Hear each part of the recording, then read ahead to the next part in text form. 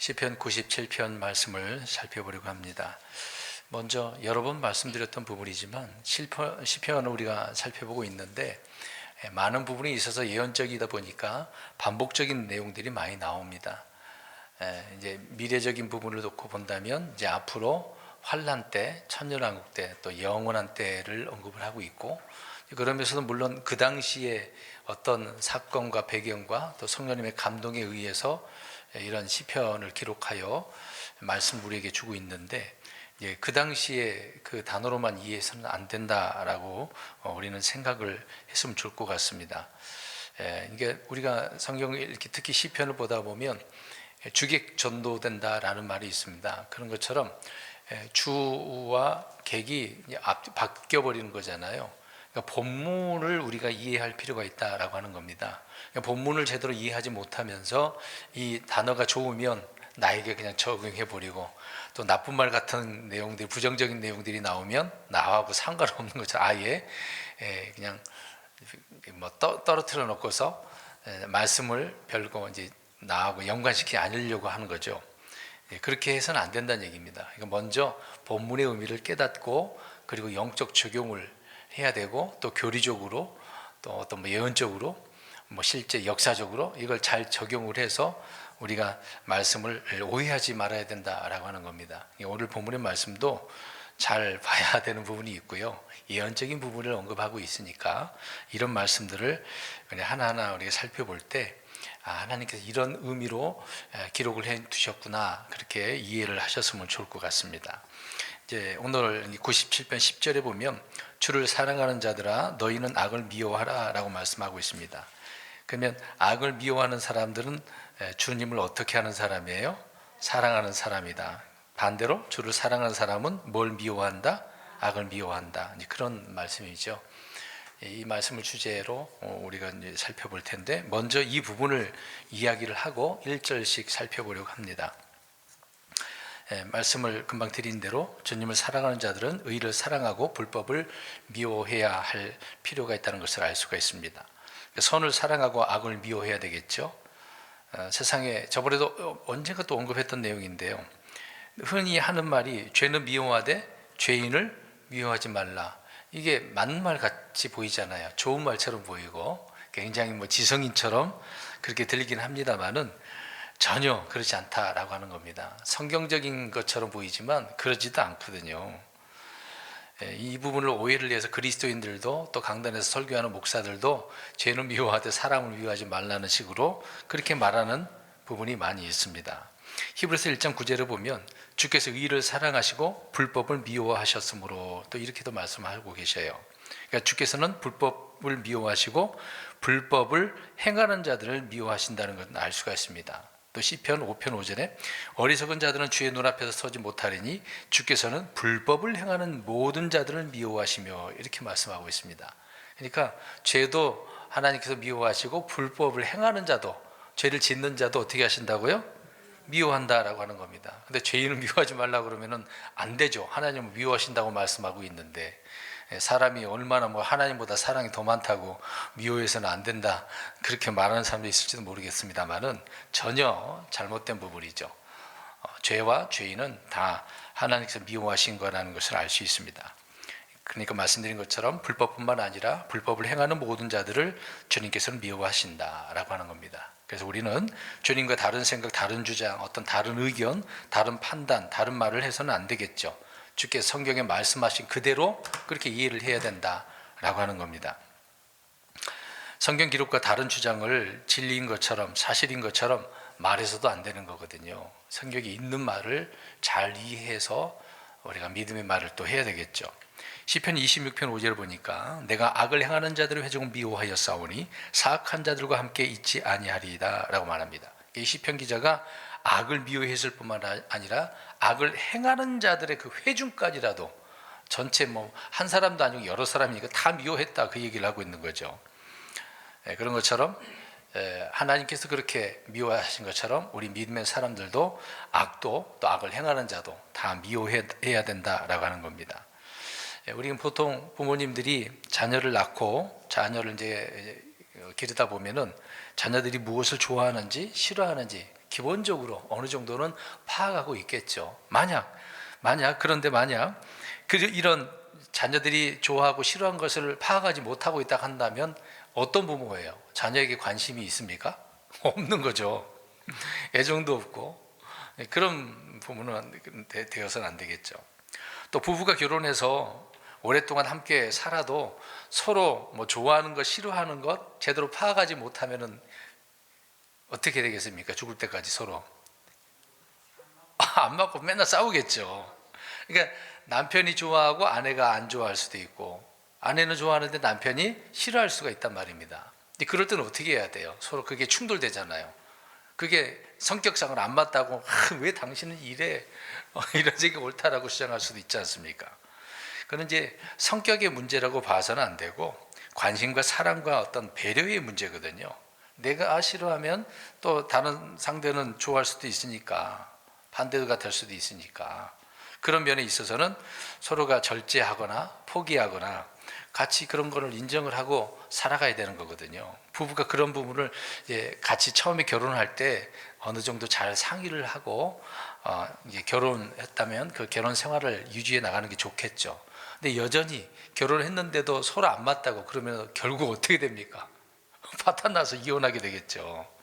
그런데 오늘날에 뭐 결혼한 지 얼마 안 돼서 바로 이혼하는 경우들이 대부분 성격 차이라고 하지 않습니까? 이런 부분이거든요. 사랑과 배려가 또 어떤 관심이 있어야 서로 양보하고 절제하고 그래야 돼. 그게 옳은 것인데 그게 안 된다는 거죠. 그런 것처럼 서로 알아야 된다라고 하는 거거든요. 근데 우리 또 하나님에 대해서 알아야 되잖아요. 그래서 지금 성경 강해는 특히 하나님이 누구신가를 바르게 알아야 되는 부분이 있기 때문에 한 절씩 한 절씩 하나님께서 왜 이런 말씀을 하셨는가, 그런 부분을 우리가 의도를 파악하기 위해서 강해를 하는 거거든요. 근데 강해를 그렇게 안 하고 제목 설교처럼 단어 좋은 단어가 있어서 연결시켜서 할 수도 있을 거예요. 근데 그거는 이제 어떤 제목 설교니까 그렇게 하는 거죠. 근데 강의는 하나님이 뭐라고 말씀하시는지, 주님이 누구신지를 알 수 있는 것이기 때문에 이렇게 말씀을 드리는 것입니다. 우리는 주님을 얼마나 알고 있는가? 우리는 하나님을 아는 지식, 주를 아는 지식이 있어야 되고 또 그 아는 지식이 또 자라나야 된다고 하지 않습니까? 어린아이 때는 부모의 심정과 사정을 이해하지 못할 수도 있지만 어느 정도 커서 자라나면서 철이 들 수도 있잖아요. 조금이나마 또 이해할 수도 있는 것이고, 근데 여전히 철이 들지 않으면은 부모의 마음도 모르고 늘 삐지고 원수처럼 살 수 있는 부분도 있겠죠. 예, 아무튼 우리는 구원받은 그 이후에 주님의 뜻이 무엇인지를 알아야 돼요. 근데 구원받기 전에는 구원 안 받았으니까 하나님의 말씀에 대해서는 뭐 관심도 없는 거죠. 이해가 되겠습니까? 믿어지지도 않는데. 근데 구원받았다고 한다면 주님이 누구신지 알아야 되고 그 말씀을 신뢰해야 되고 왜 이런 말씀하셨는지 그 의미도 알아야 되고 파악도 해야 되지 않습니까? 그래서 주의 생각이 무엇인지를 깨달아야 된다는 얘기죠. 근데 왜 이야기하냐면 오늘 10절 이야기를 하고 있는 겁니다. 주님을 사랑한다고 우리가 한다면 주께서 미워하는 것들은 어떻게 해야 돼요? 미워해야 된다, 그 얘기를 하고 있는 겁니다. 그래서 우리는 하나님을 아는 지식이 자라나야 돼요. 근데 교회 오면은 공부를 안 해. 성경은 안 읽어. 제가 오죽했으면 지금 몇 년, 10년 가까이 2017년부터 18년 되나요? 본격적으로 성경 읽기 얼마나 많이 했습니까? 이제 따라오신 분은 따라오실 거예요. 이게 듣기 싫은 분들도 있을 거예요, 솔직히 말해서. 근데 목사가 성경 읽으라고 안 하면 어떻게 됩니까? 그럼 성도들 읽겠어요? 거의 안 읽을 거예요. 관심도 없을 뿐이고. 베드로후서 3장 18절에도 베드로 사도가 그리스도를 아는 지식면에서 성장하라고 명령을 합니다. 하라라고 했어요. 그렇게 해야 되는 거거든요. 근데 공부를 안 해. 학교에서 공부 안 하는 걸 뭐 그렇다 쳐요. 그렇게 본인이 그렇게 선택하는 거니까. 그러나 그리스도인이 되면 구원받고 나면은 공부해야 돼요. 성경을 읽어야 되는 거거든요.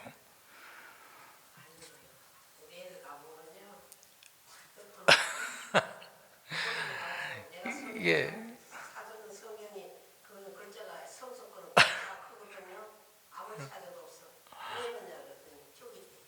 그러니까 관심이 없는 거죠. 그러니까 오늘 10절 말씀에 보면 주님을 사랑하는 거예요? 그러질 않죠. 주님을 사랑한다면 주님을 알아야 되잖아요. 미워하는 거, 하나님이 미워하는 것, 좋아하는 것, 싫어하는 것 알아야 되는 거 아니겠습니까? 그래서 하나님을 안다, 뭐 그리스도를 아는 거다. 그게 진리 지식 아니겠습니까? 디모데전서 2장 4절에 그분께서 모든 사람이 구원을 받고 진리를 아는 데 이르기를 원하시느니라 라고 말합니다. 하나님께서 이 기록된 말씀이 진리잖아요. 이걸 알아야 되잖아요. 진리 또 우리 예수님을 이야기하는 거고, 주님을 알아야 된다고 말씀을 하고 있는데 왜 알려고 하는 노력을 안 하는지 모르겠습니다. 시간이 없다라고 하는 것은 다 핑계고요. 직장이 어쩌고 다 핑계입니다. 오늘날 핑계거리가 얼마나 많습니까?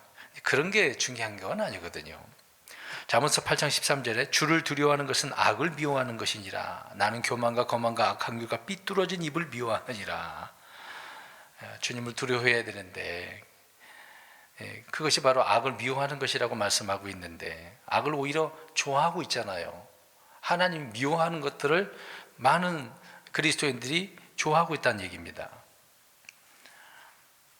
잠언서 6장 16절에 19절에 보면은 주께서 미워하시는 7가지가 또 나와요. 굳이 그럼 찾을 필요는 없고요.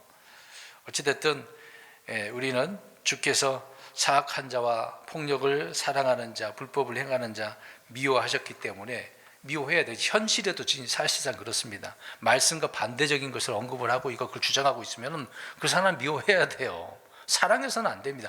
그럴 수도 있지. 뭐 정치인이니까 그럴 필요가 없고요. 성경이 그렇게 말하니까 조심해야 되는 얘기죠. 자, 이런 면에 있어서 우리가 유대인들을 살펴보면요, 유대인들은 하나님이 좋아하신 것을 했을까요? 미워하시는 것을 했을까요? 미워하는 걸 했겠죠. 성경이 그렇게 나오니까. 그 미워하는 걸 아주 열정적으로 했어요. 우상. 참 희한하잖아요. 왜 그렇겠습니까? 그들이 진리의 지식, 그러니까 주님을 아는 지식이 없었기 때문이라고 이야기합니다. 로마서 10장 2절에 바울이 언급을 하잖아요. 하나님에 대한 열심은 있는데 지식에 따른 것이 아니래요. 열심은 있는데 올바른 지식이 아니다. 지식이 없어서라고 이야기하고 있습니다. 참 오늘 그리스도인들도 특히 종교적인 열심을 가진 사람 얼마나 많아요. 교회 이제 개신교 같은 경우에는 별것도 아닌데도 굉장히 열심히 하는 사람이 있습니다. 주님도 모르면서 목사가 시키면 또 그대로 하는 경우가 얼마나 많습니까? 맹목적으로. 그래서는 안 되는 거죠. 하나님은 주님을 바르게 알고 그렇게 했다고 한다면 괜찮아. 근데 주님도 모르면서 막 하는 사람 있잖아요. 이제 그런 사람들을 종교적 형식주의, 어떻게 보면 또 성경에 위선이 나오잖아요.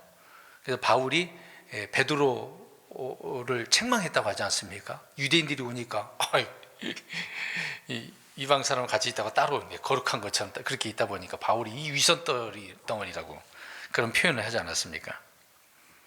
가인 같은 경우도 그렇잖아요. 농사를 지어서 가장 좋은 것을 주님께 드렸다고 하는데 주께서 받지 않으신 것을 해놨기 때문에, 거기서 말하고자 하는 부분은 율법에 더 중대한 것을 빠뜨린 거죠. 자기 의로 헌물을 드렸기 때문에 주께서 명령하신 대로 해야 되거든요. 원하시는 것, 기뻐하시는 것을 해야 되는 것이 옳은 것인데 그러지 않았다는 얘기입니다.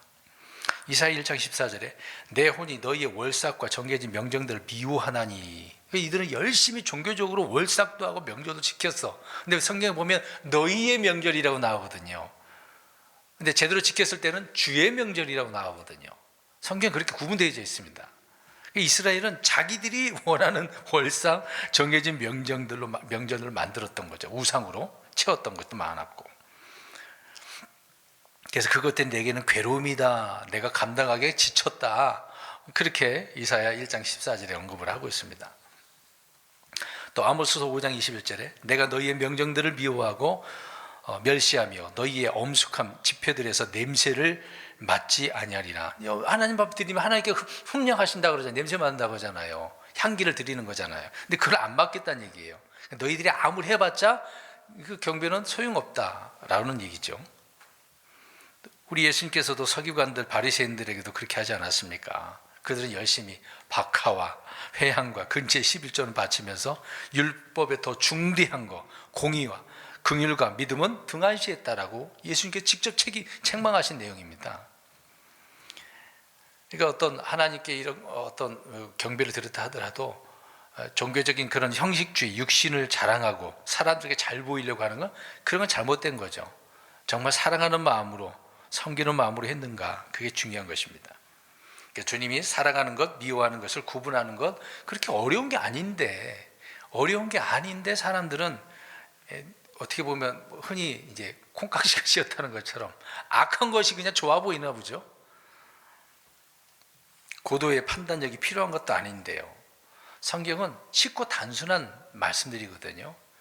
이 율법도 다 지킬 수도 있는 그런 말씀들인데 유대인들은 억지로 거부한 것 아니겠습니까?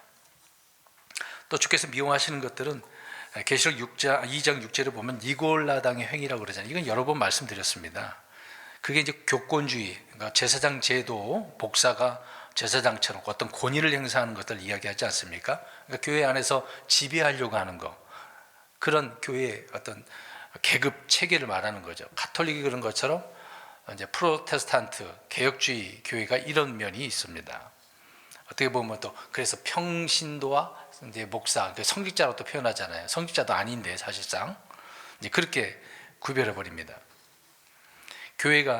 교회에 질서가 있고 또 서로 존중하고 서로 복종해야 되는 것은 당연한 것인데, 근데 형제나 자매 위에 굴림해서는 안 된다고 이야기하지 않습니까? 목자는 양을 먹이고 이제 감독해야 되는 거잖아요. 근데 그 이외에 어떤 굴림하려고 하지 말라고 분명히 말씀하고 있습니다.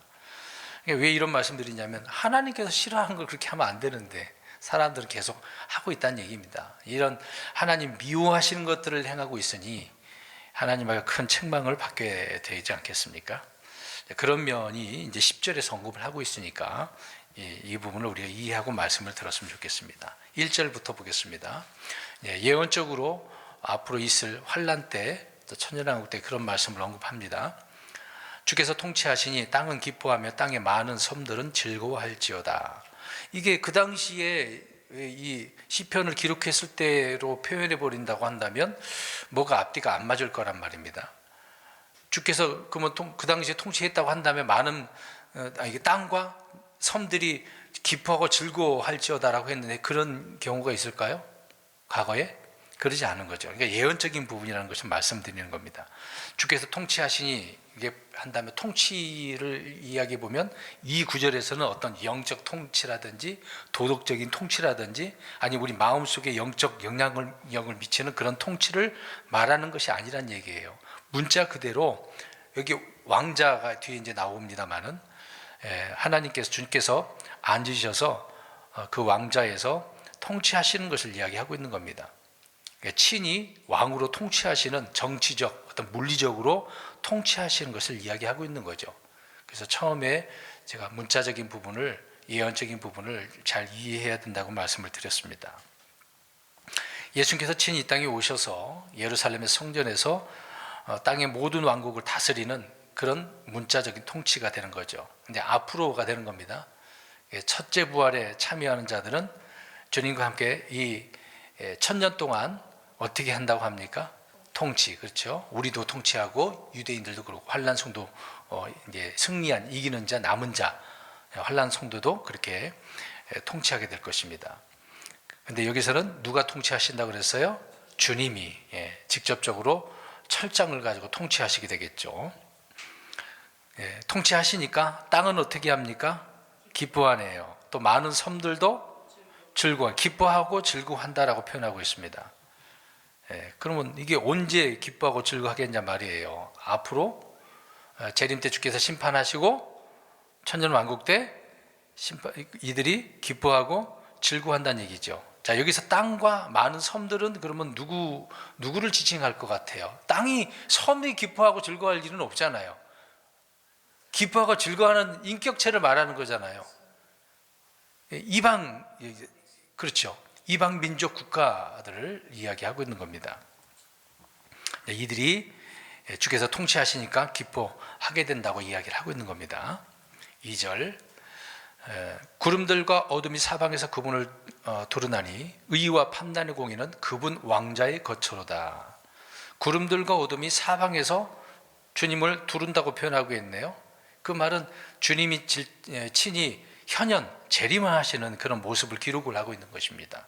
그러니까 일반적으로 주께서 이제 오신다라고 할 때 주의 오심을 광채, 빛 이런 빛이 주님을 두른다고 하고 있는데 지금 여기에서는 주님을 두르고 있는 게 뭐라고 이야기합니까? 구름들과 어둠이라고 표현하고 있죠. 그럼 하늘에는 어둠이 있을까요?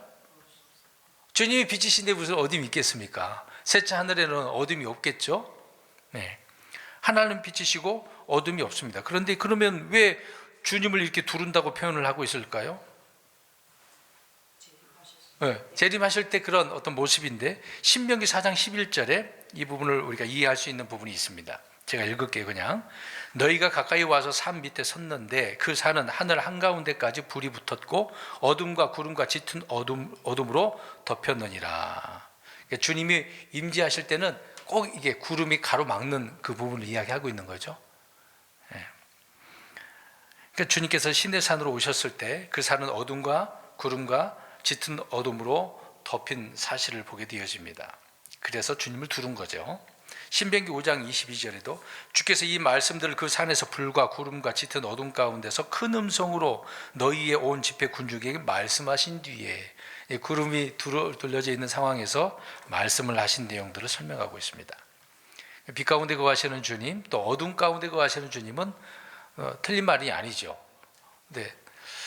이제 셋째 하늘에는 어둠이 없는데 이렇게 표현합니다. 그러니까 대림하셨을 때 말씀하고 있는 거죠. 출애굽기 20장 21절에도 하나님께서 계시는 짙은 어둠으로 가까이 가니라 이렇게 표현합니다. 그러니까 모세가 주님을 만났어. 주님이 오라고 했으니까 올라갔단 말이죠. 그때 짙은 어둠으로 가까이 갔다고 합니다. 하나님이 계신 곳인데 빛만 있어야 된다고 우리가 생각할 수 있잖아, 일반적으로. 근데 하나님은 빛도 있고 어둠도 있는 거예요. 그러니까 하나님은 빛 가운데만 계신 게 아니라 어둠 속에도 계신다, 그 얘기입니다. 우리는 이 부분을 좀 오해할 수가 있는데 성경이 그렇게 말씀하고 있는 거죠. 이사야 45장 7절 가서 보세요. 사람들은 어둠, 악, 이걸 하나님이 만들지 않았다고 생각을 하고 있습니다. 이 부분은 굉장히 오해를 하는 부분이에요. 이사야 45장 7절을 한번 읽겠습니다. 45장 7절, 45장 7절입니다. 시작. 나는 빛도 짓고 어둠도 창조하며 평안도 만들고 해악도 창조하나니 나 주가 이 모든 일을 행하느니라. 여기는 해악은 이불이라는 단어예요. 악이에요, 악. 그러니까 아무튼 하나님은 빛도 짓고 어둠도 창조하셨어요. 주님께서 어둠을 창조 안 한 게 마귀 때문에 생긴 게 아니라 어둠도 하나님께서 창조하신 거, 만드신 거란 말입니다. 그래서 하나님은 빛 가운데도 계시고 어둠 가운데도 계신다, 그 얘기죠. 시편 139편 12절에 참으로 어둠이 주를 떠나 숨지 못하며 오히려 밤이 낮처럼 빛을 내다니 주께는 어둠과 빛이 다 같으니이다. 시편 기자가 말씀하고 있는 겁니다. 어둠과 빛이 다 같다라고 표현하고 있는 거죠. 열왕기상 8장 12절과 사무엘하 22장 12절에도 언급합니다. 솔로몬이 이르되 주께서 친히 짙은 어둠 속에 거하시겠다고 말씀하셨으니 이렇게 표현합니다. 계속해서 2절 보십시오. 오늘 본문 의와 판단의 공의는 그분 왕자의 거처로다. 그러면 왕자, 그 거처가 뭐가 있다는 얘기예요? 의와 판단. 그러니까 주님의 왕자는 의와 판단이에요. 그냥 의자에서 쉬고 계시는 그런 게 의미가 아니죠. 뭔가 통치하시니까 의와 판단의 공의로 통치하신 그 왕자를 표현하고 있는 것입니다. 그러니까 주님의 왕자, 하늘의 왕국은 칼과 피 위에 세워진 것이 아니라 의와 판단의 공의 위에 세워지는 것을 우리가 여기서 알 수가 있습니다. 그냥 무작정 다 죽여버리는, 칼을 휘두르는 그런 왕자가 아니란 얘기죠. 주께서 심판하고 통치하실 때는 의와 판단으로 그렇게 하시는 것이기 때문에 그 왕자가 얼마나 위대한가를 알 수가 있는 것이죠. 3절입니다. 불이 그분 앞에서 나가 사방에서 그분의 원수들을 태우는도다. 주께서 통치하시는데 왕자에 앉으셔서 의와 판단의 공의로 그렇게 통치하시니까 뭐가 나간다고 표현합니까? 불이 나가. 불이 나간다는 것은 심판의 불, 소멸시킨다는 얘기죠. 말라기서 4장 1절에 보라 화덕같이 불태운 날이 오리니 참으로 교만한 모든 자들과 사악하게 행하는 모든 자들이 지푸라기가 되리라. 다가오는 그날이 그들을 불태우고 그들에게 뿌리와 가지를 남기지 아니하리라. 군대들의 주가 말하노라.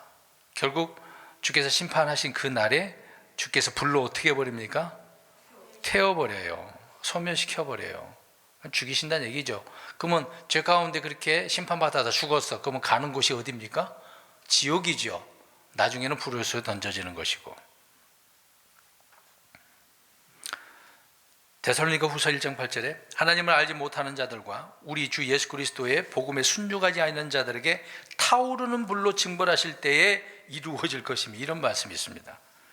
하나님께서는 불로 심판하신 것을 말씀해 주고 있죠. 예전에는 물로 심판하셨지만 앞으로는 불로 이렇게 심판하십니다. 이날 주의 원수들은 불로 소멸되어서 재가 되어지는 거죠.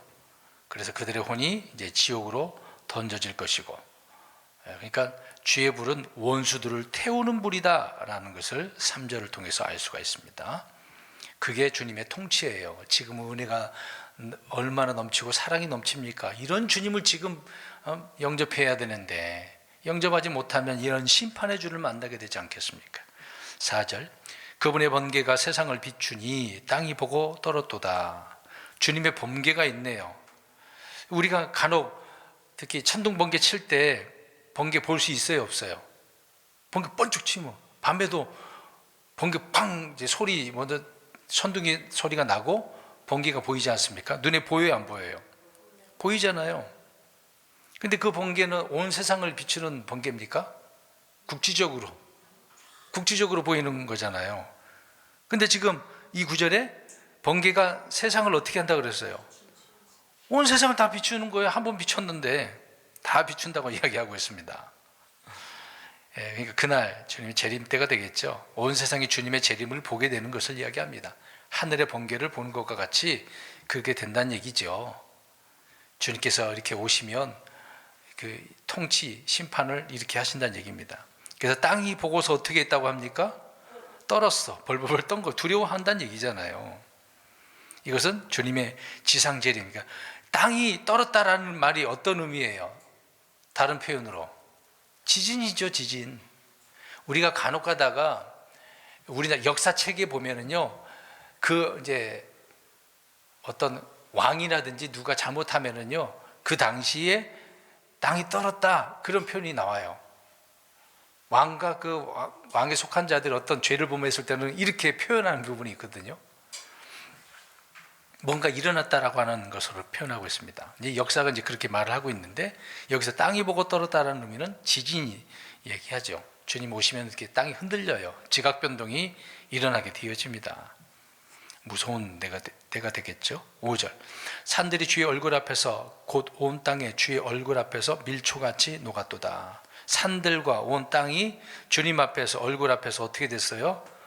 녹았어. 밀초같이. 초가 우리가 지금 초를 사용하지 않지만 그 허브 초 같은 경우는 사용할 수도 있겠네요. 어찌됐든 불이 심지를 태우면 어떻게 됩니까? 녹죠, 당연히. 근데 지금 뭐처럼 뭐가 밀초같이 녹았다고 표현합니까? 5절에 산들이 땅이라고 표현하잖아요. 그러니까 지진이 일어나가지고 떨궈서 엄청난 열기로 사람들을 태우는, 죽이는 그런 때를 말씀하고 있는 거죠. 이 날이 주의 날, 야곱의 고난의 날, 대환란, 그때를 언급을 하고 있는 것입니다. 나움 1장 5절에 그분으로 말미암아 산들이 흔들리고 작은 산들이 녹으며 그분의 얼굴 앞에서 땅이 불타나니 참으로 세상과 그 안에 거하는 모든 것이 그러하도다. 그러니까 예언적인 말씀이란 얘기예요. 본문의 말씀이. 산들이 녹는다라고 하는 것은 앞에 보이던 산들이 없어져 버리는 것을 말하고 있는 겁니다. 6절입니다.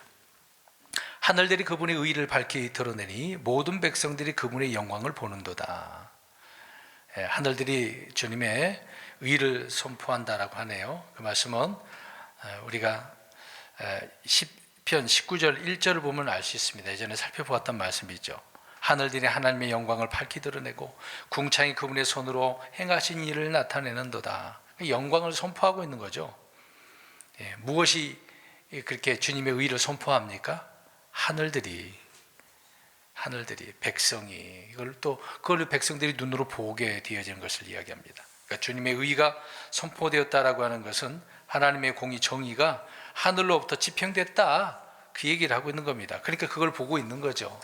주님께서 말씀하셨던 그 모든 말씀들이 재림하시면서 다 이렇게 이루시구나, 심판하시구나, 발로 밟아버리고 막 지진이 일어나고 여기서 불타고 악한 자는 다 죽는구나.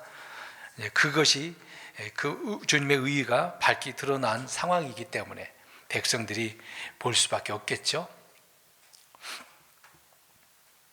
7절입니다. 새긴 형상들을 섬기는 자들과 우상들을 자랑하는 모든 자들은 당황할지어다. 모든 신들아 너희는 금께 경배할지어다. 우상들, 새긴 형상들 만들어 놓고 막 자랑하고 좋아하고 기뻐하는 그런 자들이 있네요. 그러나 이러한 자들이 주님을 다 보게 되어지는 순간 어떻게 되겠습니까? 당황하죠. 혼동에 빠집니다. 벌벌 떨겠죠. 이제 우리 죽었구나. 야, 저 예수 믿는 사람들이 그런 말을 하더니만 진짜 이때가 왔나 보다. 이제 벌벌 떠는 겁니다. 사또가, 변사또가 암행어사 출두하니까 어떻게 됐어요? 쥐구멍에 들어가려고 머리를 쳐박고 살려달라고 도망가고 그래도 소용없죠.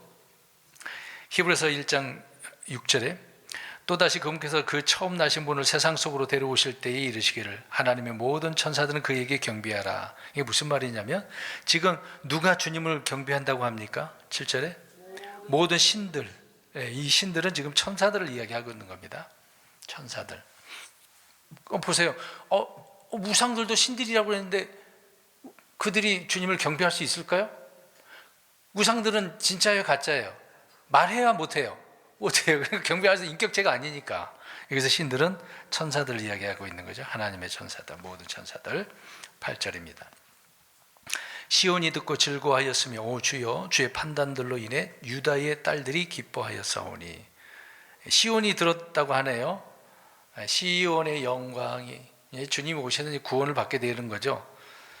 주의 구원을 기뻐하고 즐거워했다라고 하는 의미로 말씀을 하고 있는 겁니다. 그러니까 주의 날 시온은 주님의 구출을 듣게 되고 보게 되기 때문에 그렇습니다. 유다의 딸들은 유대인들을 말하고 있는 거죠.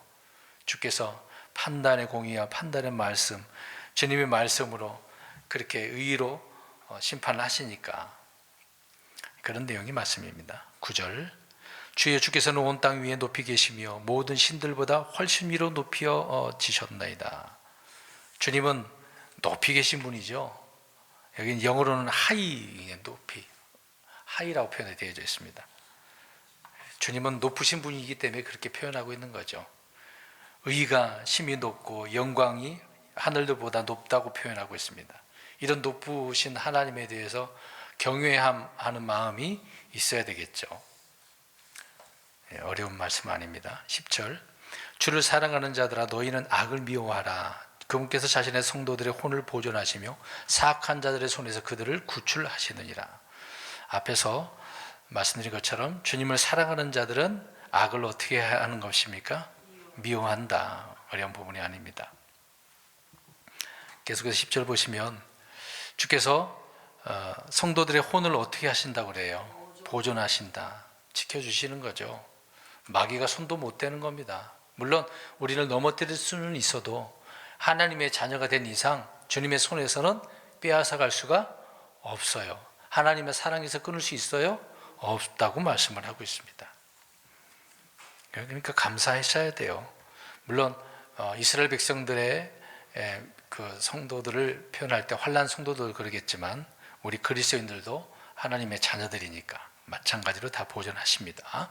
11절 그분께서 의로운 자를 위해 빛을 뿌리시고 마음이 올바른 자들을 위해 즐거움을 뿌리셨나니.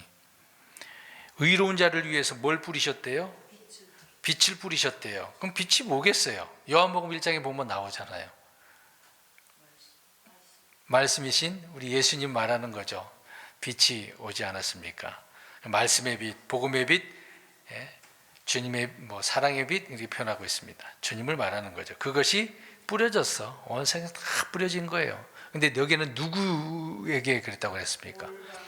올바른 자들, 의로운 자를, 마음이 올바르고 의로운 자를 이들을 위해 주께서 이렇게 뿌리셨대요. 주님이 우리에게 계시다는 얘기가 되는 거죠. 정말 감사한 말씀입니다. 12절 의로운 자들아 너희는 주를 기뻐하며 그분의 거룩함을 기억하고 감사할지어다. 그럼 의로운 자들 우리가 이제 의로운 자라고 한다면 물론 이스라엘 백성들 환난 성도가 되겠죠. 믿음을 지킨 자들, 이기는 자들, 남은 자들이 되겠죠. 이들이 주님을 어떻게 해야 됩니까? 기뻐하는 거예요. 주님은 거룩하신 분, 이분을 기억하면서 감사하고 찬양하고 영광 돌리고 늘 바라보고, 이제 그때는 직접 이제 주님을 보게 됐으니까 이제 주님이 이제 그 고대했던 소망했던 주님을 보게 됐으니까 얼마나 기뻐하겠습니까? 지금 저와 여러분들은 주님의 오심을 기다리고 있죠. 소망하고 있잖아요. 근데 주님께서 약속하실 때 그때가 딱 오게 되어지면, 눈으로 보게 될 때, 주님 만나게 될 때 얼마나 기쁘겠습니까? 주님 이제 오셔요. 오늘 새벽에도 주님 속히 오십시오. 약속대로 오십시오. 공중에서 주를 만나 영원토록 주님과 함께하기 원합니다. 매일 우리는 그렇게 소망을 하고 있는 거죠.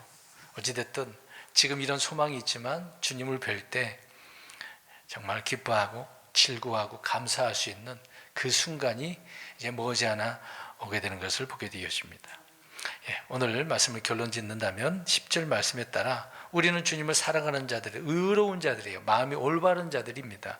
우리는 이런 자들이기 때문에 주께서 어떤 분이신지, 무엇을 생각하시고 무엇을 원하시는지, 또 오늘 말씀은 악을 미워한다고 그랬으니까 주께서 미워하시는 것, 가증하게 여기는 것, 그런 것들을 멀리하고 미워할 수 있는, 가증히 여기는 그런 그리스도인으로 세워지기를 주의 이름으로 축원드립니다.